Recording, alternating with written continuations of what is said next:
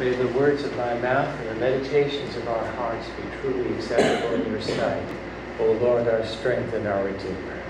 Amen. Please be seated. Good to see AJ. Yeah.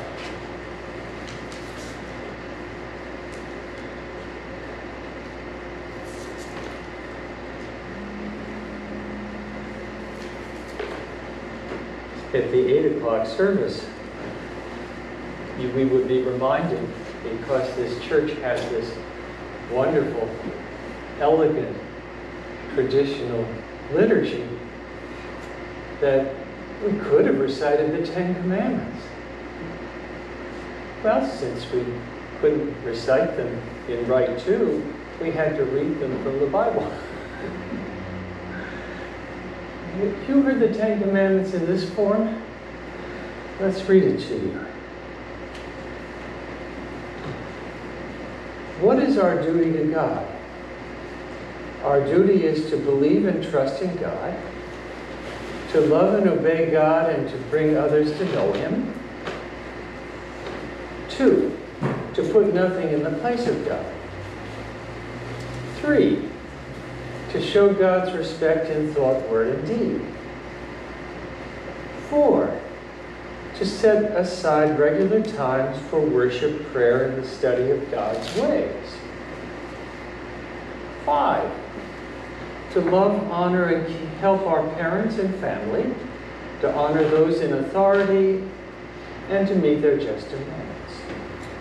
6, to show respect for the life God has given us, to work and pray for peace, to bear no malice, prejudice, or hatred in our hearts, and to be kind to all the creatures of God.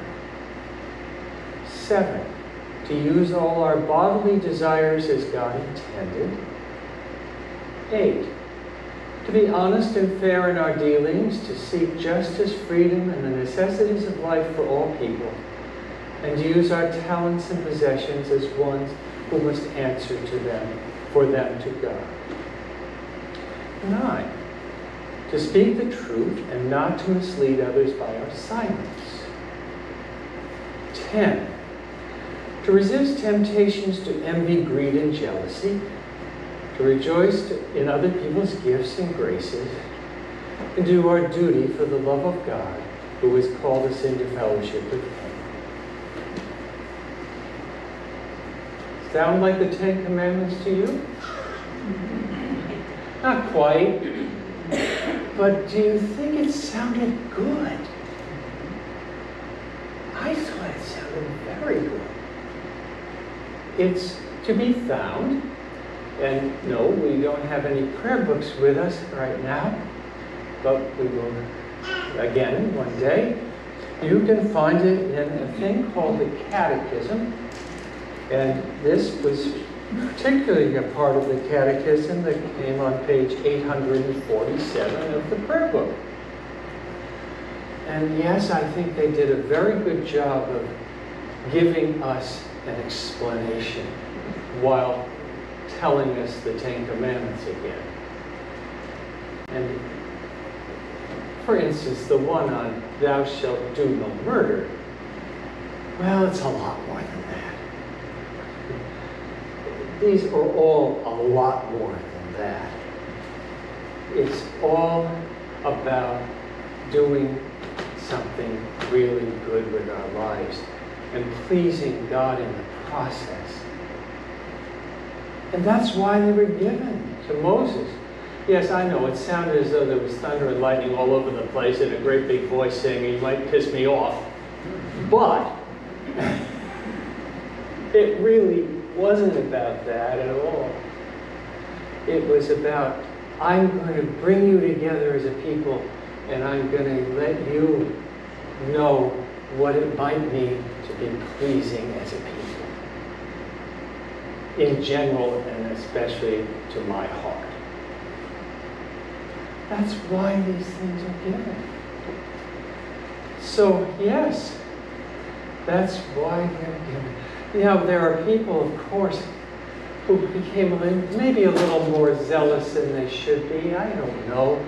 And so, of course, it's probably inappropriate, even though the Ten Commandments are the foundation of our civil law in many ways. Even so, it may be a little bit overzealous to put Ten Commandments all over the place in state houses.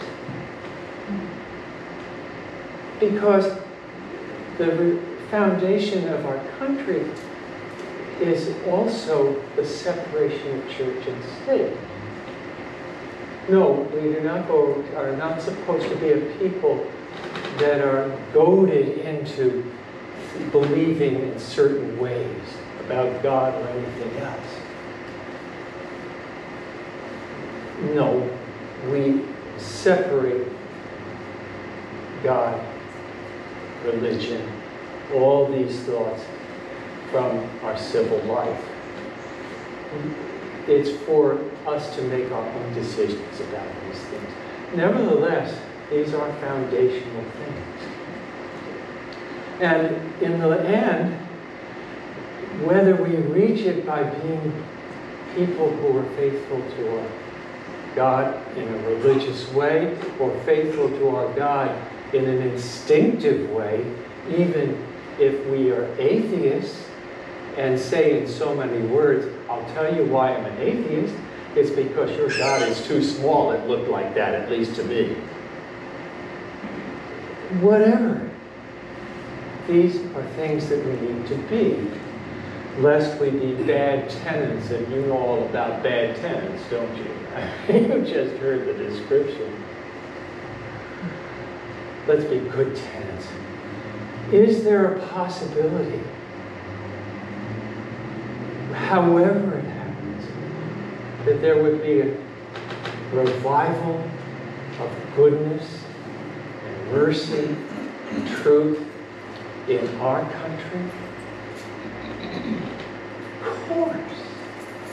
If it could happen to St. Paul and Christianity were to go all over the world and change it in such profound ways, if it were possible that there could be a St. Francis who could, crazy as he might have seemed, appear before Pope Innocent and revive this poor wreck of a church of that time in the 12th century, it can certainly happen here too. Oh yes, about St. Francis. This is St. Francis Day. Did anyone bring pictures